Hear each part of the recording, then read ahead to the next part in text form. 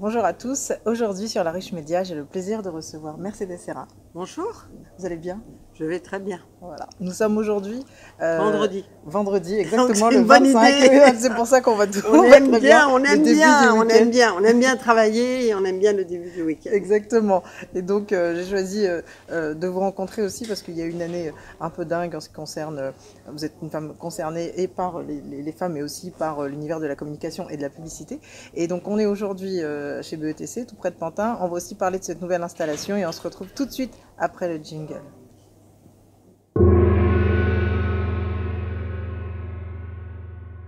Alors, en effet, nous sommes aujourd'hui dans les anciens, dans les magasins généraux qui étaient en Oui, fait des anciens bâtiments des douaniers. entrepôts douaniers qui Exactement. ont été construits en 1930 Oui. et qui servaient à recevoir les marchandises qui arrivaient par le canal de Lourdes pour Paris, qui étaient déchargées ici et ensuite elles étaient redistribuées à Paris. C'était des douanes, hein, Des douanes, en fait. exactement. Des douanes.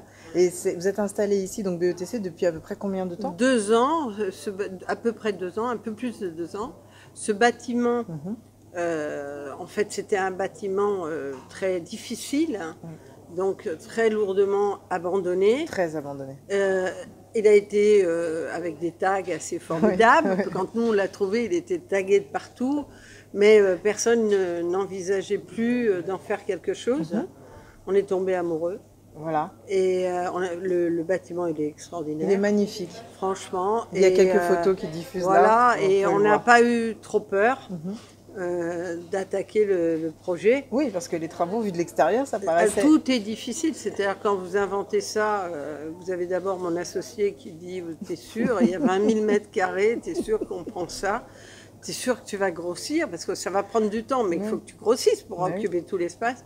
On va louer peut-être, oui, on verra et tout. En fait, on loue pas beaucoup. Voilà, parce que on a grandi. Voilà, on a grandi. Comme quoi, la grossesse a eu lieu. Il vaut mieux avoir des ambitions. Oui. Ça marche parfois. Exactement. Et la première chose. La deuxième chose, c'est que nous, on n'est pas... on est une agence de communication. On est une très grande agence de communication. Mais on n'a pas des fortunes derrière nous. On est ETI, hein, finalement. Et donc, il fallait trouver le système pour investir autour de ça, le financement, le pouvoir. Les financiers, eux, ce qui les intéresse, c'est que ça rapporte. Ça ne rapportait pas obligatoirement notre truc, surtout qu'on a perdu de la place. Oui, on va en parler justement. On a fait les choses qui nous plaisaient. Donc, quand ça nous plaît, généralement, on perd de la place, le contraire des investisseurs. Et donc, il fallait trouver un système. Le maire nous a beaucoup aidés, mais mon associé y a passé un temps fou. Et puis après, quand tout est là, il faut faire le projet. Il faut faire l'architecture. Et moi, je pense que si aujourd'hui, il y a des problèmes parfois en architecture, et en particulier dans les architectures de bureaux, où c'est un peu de la décoration, du gadget, c'est parce que les gens, ils passent pas assez de temps. Et en fait, ils délèguent ça aux services généraux. Et la vie, moi j'adore mes services généraux, mais la vie, le lieu, c'est pas une histoire de services généraux, c'est une histoire de patron qui a décidé de créer un lieu pour faire que ses équipes y habitent. Exactement, il faut investir. C'est comme une maison. Exactement. Il y a plein de maisons qui ne sont pas intéressantes parce que les gens s'en fichent. Et nous, on adore les maisons, que ce soit Rémi ou que ce soit moi. Donc on ne s'en fiche pas du tout. Donc on était absolument sur la bête tout le temps. Et il y a un système justement de bureaux libres. Bien sûr. Alors en fait, il y a faut être honnête, au début c'était très bureau libre. Maintenant en fait on voit que les gens s'installent même dans les mêmes zones. On campe quelque part, on s'en fiche d'ailleurs parce qu'ils font ce qu'ils veulent. Et surtout on campe par équipe. Parce que ce métier est un métier collectif, enfin de talent et de collectif. Et donc, à un moment donné, les équipes, elles se mettent beaucoup ensemble et en fait, elles vont récupérer les mêmes places. Ce qui a eu comme intérêt quand même le concept de bureau libre, c'est que du coup, tout le monde a été équipé avec des ordinateurs portables, tout le monde a été équipé d'un mobile et les papiers ont disparu. Et ça a été assez radical. Tout est numérisé. C'est plus léger finalement comme fonctionnement. C'est un fonctionnement plus léger. Vous vous entravez pas par ces papiers qui vous protègent, les piles, vous savez. Les grandes piles. Les grandes piles. derrière lesquels vous cachez et qui font que les bureaux ne sont jamais légers, ils sont moches. Au bout d'un certain temps, c'est moche. Oui, ça ne donne pas forcément envie de. Voilà, donc on est passé totalement dans le numérique sans problème, avec tous les différents âges, puisqu'on a des gens d'âge différents, par des formations. Donc ces années-là, ces 4 ans, on a travaillé pour ce lieu. Ils ont 4 permis, ans, quand même. oui, bien sûr, ils ont permis de transformer aussi les gens en les formant totalement en numérique. Complètement. Et oui. Donc là, vous participez justement aussi en étant à Pantin à la rénovation urbaine de ce quartier. Alors, Pantin, c'était encore un autre sujet, c'est-à-dire que nous, on aime bien. Je trouve que c'était à Pantin. Il ne faut pas exagérer, on n'a pas choisi Pantin. On est tombé amoureux de ce bâtiment, il était à Pantin. Il était à Pantin. Mais ça nous allait assez bien parce que, par nature, on aime mieux apporter quelque chose dans un lieu qu'aller dans un lieu qui est déjà riche, et là, qui n'a aucunement besoin de nous. Donc oui, on peut aller dans le 16e, dans le 8e et tout, mais pourquoi faire? Ça fait un peu surfait. Dans le 10e, quand on est arrivé, il y a plus de 15 ans, c'était déjà, les gens nous disaient, mais vous allez dans le 10e, on avait l'impression que le 10e, Stalingrad, qu'est-ce que vous faites? C'était quoi le 10e? C'était dingue, c'était dingue. D'ailleurs, les clients qui venaient disaient, c'est exotique, c'est exotique. Bon. Et là, on est passé à un nouvel exotisme, parce qu'on a trouvé que le 10e, ça allait très bien. Ça s'est d'ailleurs énormément bougé, c'est un des quartiers qui a le plus bougé. Et je pense qu'on aime bien l'idée d'aider à faire bouger les quartiers.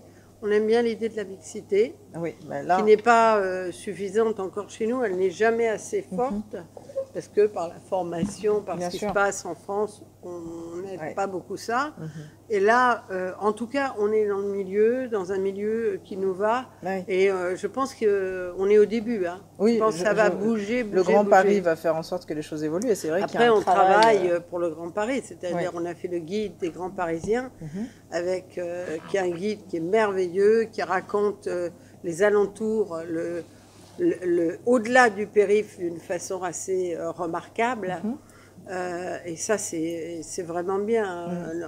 En France, on est à la fois bloqué par le périph' et un peu par l'ouest et l'est. Oui, c'est ça. Il y a des chapelles un peu. L'est, c'est plus difficile, etc. Je pense que dans notre job, il y a cette volonté d'ouverture. Et au début, par exemple, on donne notre lieu pour le sida, pour les journées de AIDS, quand on fait fashion, quand on fait design, et on permet aux gens de venir acheter des produits qui servent à la bataille que porte toujours AIDS. Eh bien, on avait peur. Et on s'est dit, ils ne vont pas venir ici. Ils ne vont pas venir ici. Eh bien, pas du tout, ils sont venus. Et en fait, ils viennent parfaitement parce que... Voilà, il ne faut pas exagérer.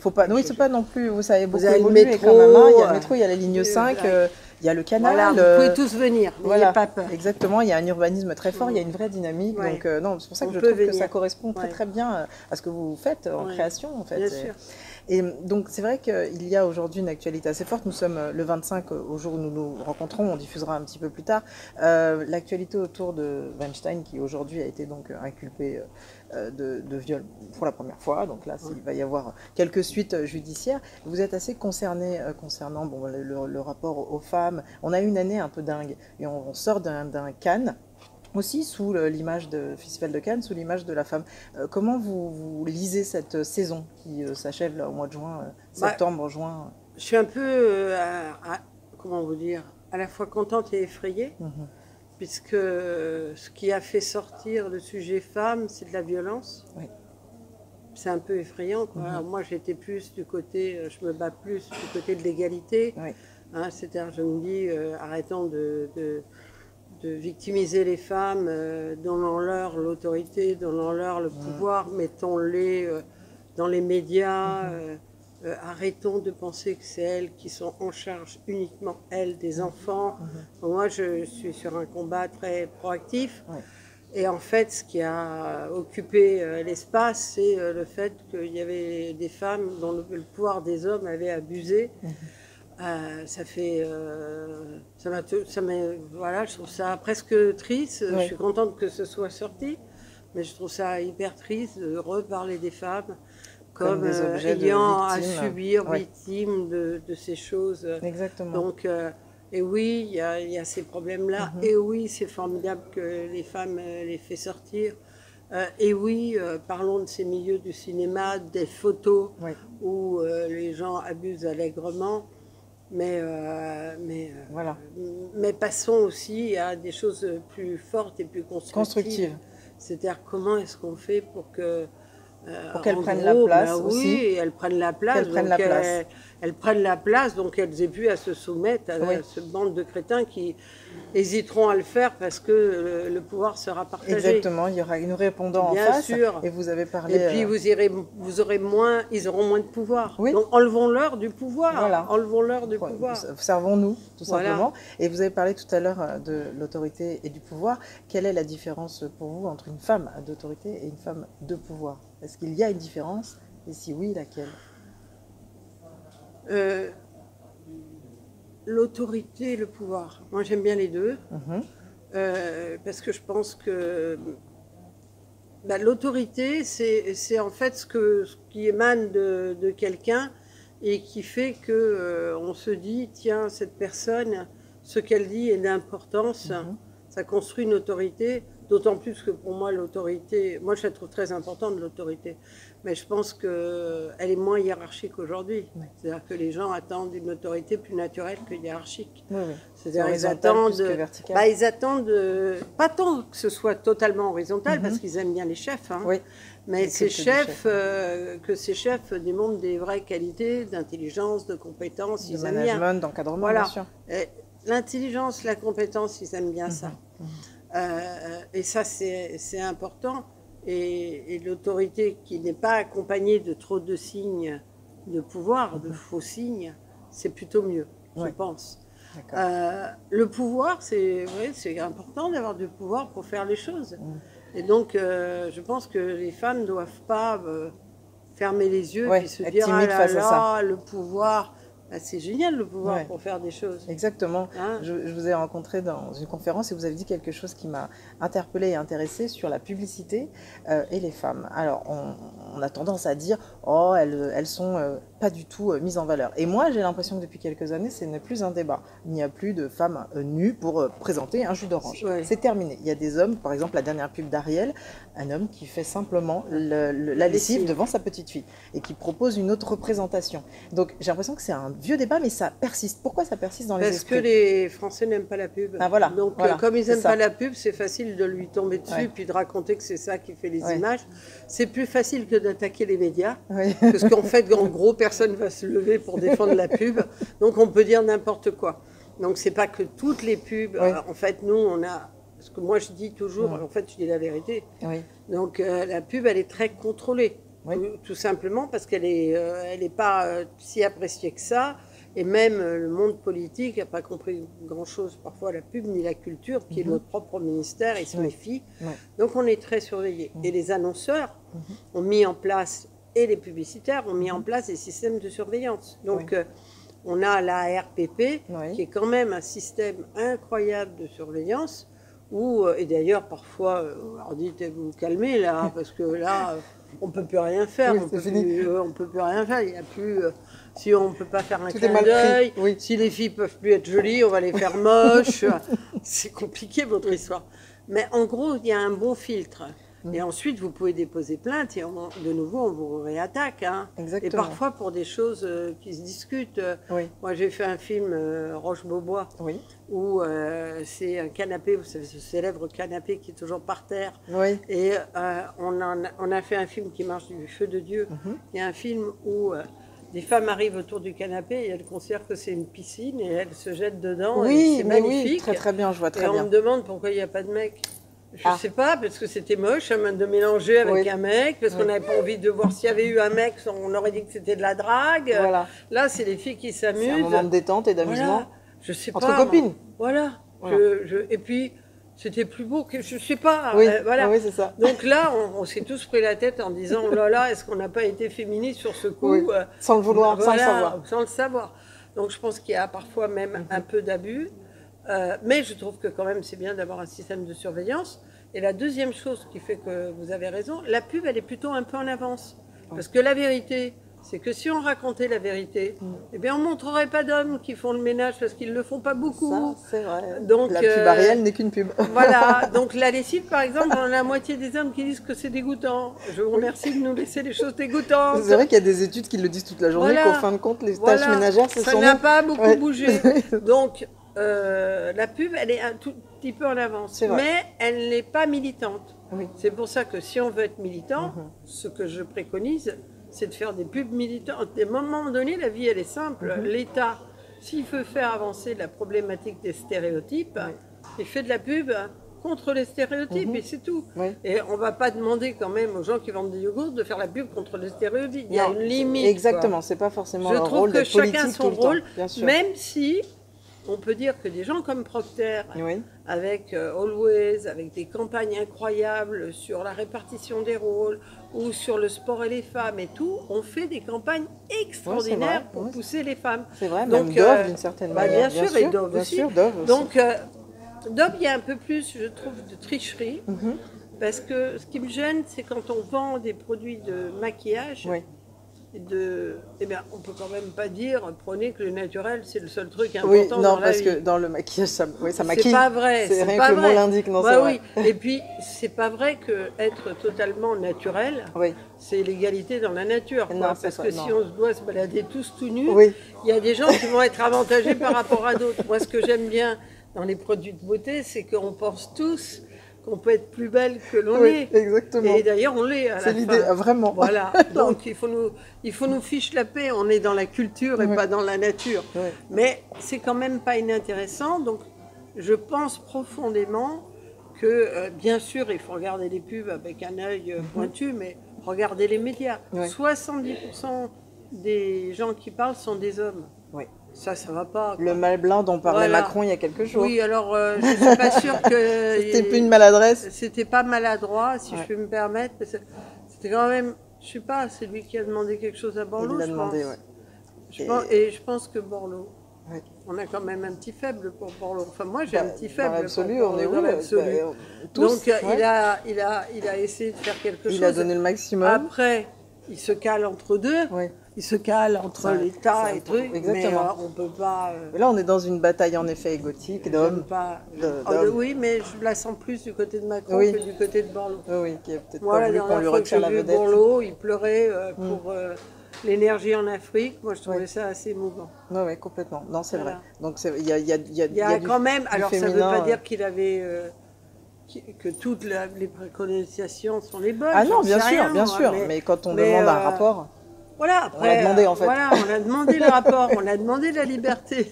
Puis Borloo, il a des gens derrière lui parce qu'il les emporte, Borloo. Complètement. Qu'il y croit. Et c'est militant pour le coup. C'est militant, c'est authentique. Oui, très.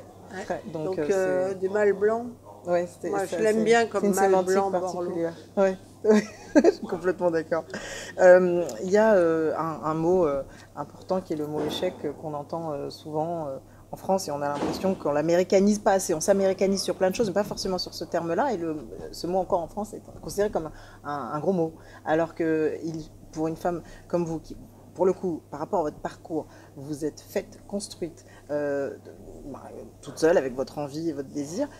L'échec dans votre histoire, qu'est-ce que c'est? Est-ce que c'est une façon d'apprendre et d'avancer, comme pouvait le dire Nelson Mandela, ou alors vraiment c'est un problème, ça meurtrit? Mais moi je pense, moi dans mon métier, je ne sais pas en termes général, parce que j'ai eu des échecs à des moments donnés, parce que c'est difficile les études en France, vous avez toujours un peu peur, vous n'êtes jamais, même quand vous êtes très bon, vous dites que vous êtes très nul.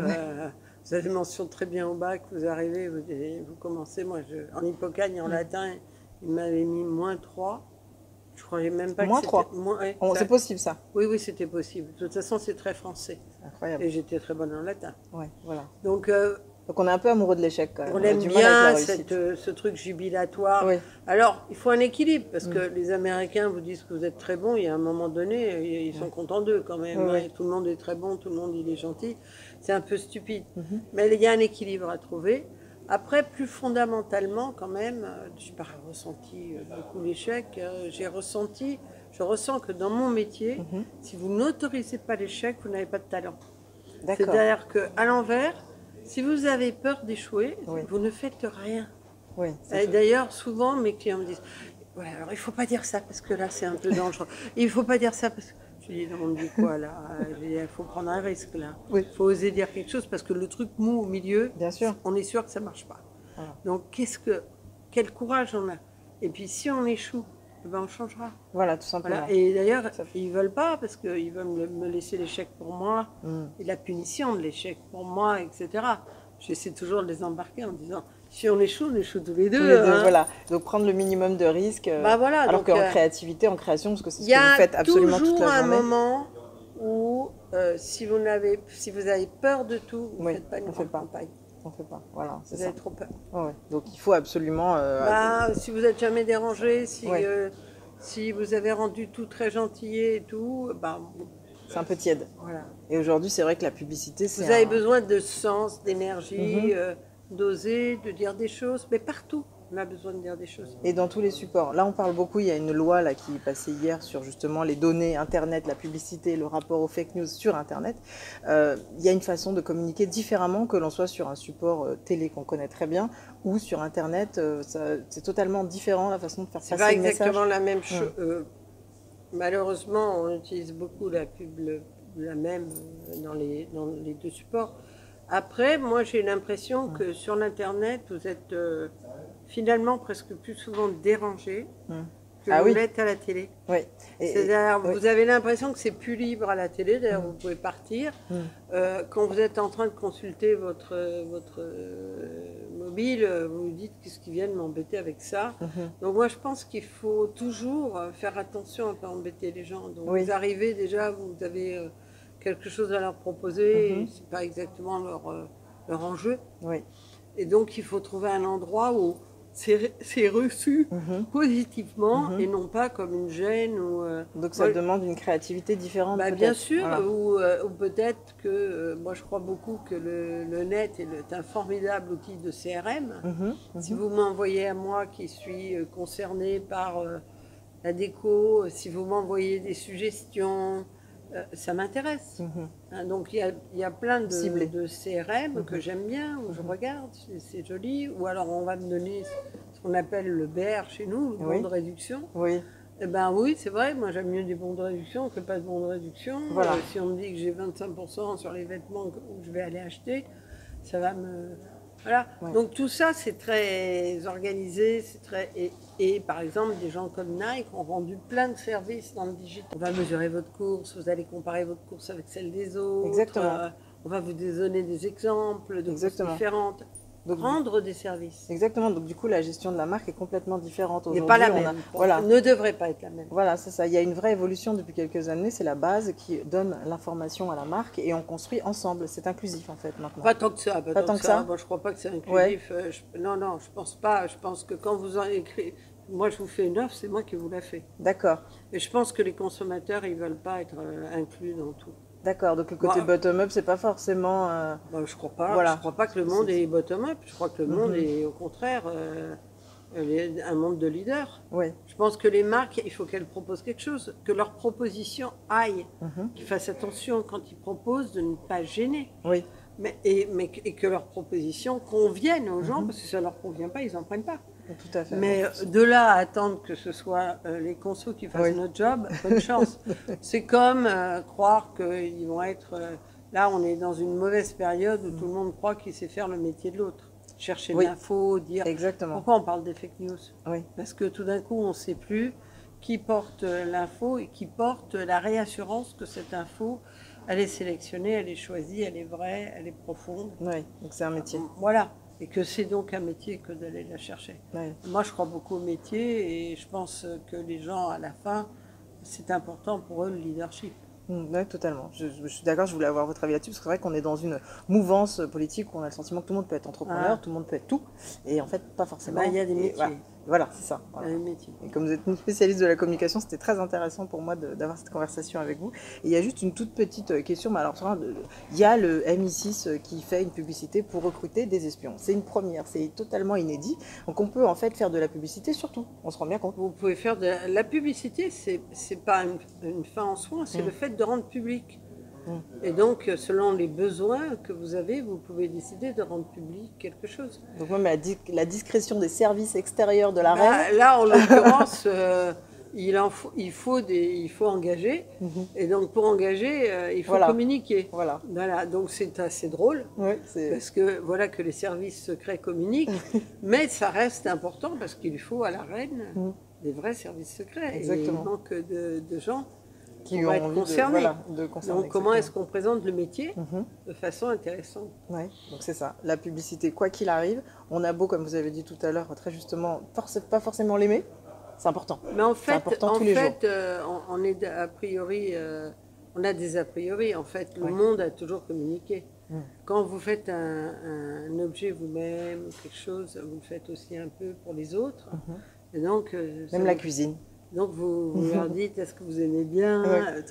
Mais a priori, les gens qui sont en forme, ils n'ont pas de dépression. Ils aiment ce qu'ils ont fait. Ils sont positifs. Quand vous n'aimez pas, c'est que vous avez un problème. Il y a un petit souci d'estime de soi, par rapport à l'autre. Et d'ailleurs, il faut s'en inquiéter. Mais vous ne pouvez pas, c'est très embêtant, les gens qui sont en dissonance. Je suis sur France Inter, mais je déteste France Inter. Vous m'avez barré. Donc quand vous aimez, les gens ici, pour la plupart, ils aiment beaucoup BETC, ils vont vous dire que c'est formidable. Bah oui. Et quand ils vont commencer à vous dire que c'est pas formidable, on va s'inquiéter du fait qu'ils restent là. Exactement, il faut aller ailleurs, voilà. Donc, exactement. il faut, les êtres humains, ils expriment. Ils expriment. Donc, un produit aujourd'hui qui ne s'exprime pas, les gens ne s'y intéressent pas. Voilà, c'est...